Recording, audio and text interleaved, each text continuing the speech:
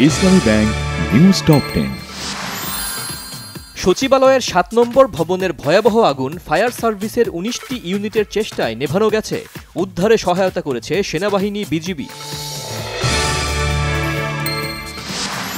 সচিবালয়ের ভয়াবহ আগুন নেভাতে গিয়ে নয়ন নামে ফায়ার সার্ভিসের এক কর্মী নিহত, আহত আরও একজন।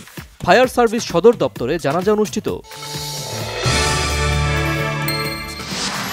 সচিবালয়ে আগুনের ঘটনা নাশকতা কিনা জানা যাবে তদন্তের পরে, বলেছেন স্বরাষ্ট্র উপদেষ্টা জাহাঙ্গীর আলম চৌধুরী।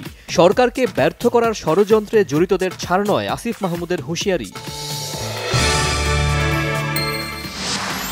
সচিবালয়ে অগ্নিকাণ্ডের ঘটনায় বর্তমান অন্তর্বর্তী সরকার বিব্রতকর অবস্থায় পড়তে পারে, বিবৃতিতে বলেছেন বিএনপি মহাসচিব মির্জা ফখরুল ইসলাম আলমগীর। রাজনৈতিক দল গঠনের বিষয়টি যদি গোয়েন্দারাই ঠিক করে দেয়, তাহলে শেখ হাসিনার সাথে আর পার্থক্য থাকল কি? প্রশ্ন বিএনপির সিনিয়র যুগ্ম মহাসচিব রুহুল কবির রিজভীর। পিলখানার ঘটনায় ষড়যন্ত্রকে চিহ্নিত করতে প্রয়োজনে বিদেশে থাকা ব্যক্তিদের জিজ্ঞাসাবাদ করা হবে, জানিয়েছেন নয়া তদন্ত কমিশন প্রধান। জামাতে ইসলামীর আমির ডাক্তার শফিকুর রহমান বলেছেন, ভারতের রক্ত চোখকে ভয় পায় না বাংলাদেশ। কাপ্তাইয়ের সীতাঘাট এলাকায় নদীতে ডুবে যাওয়ার ৪২ ঘণ্টা পর নিখোঁজ ২ পর্যটকের লাশ উদ্ধার করেছে পুলিশ।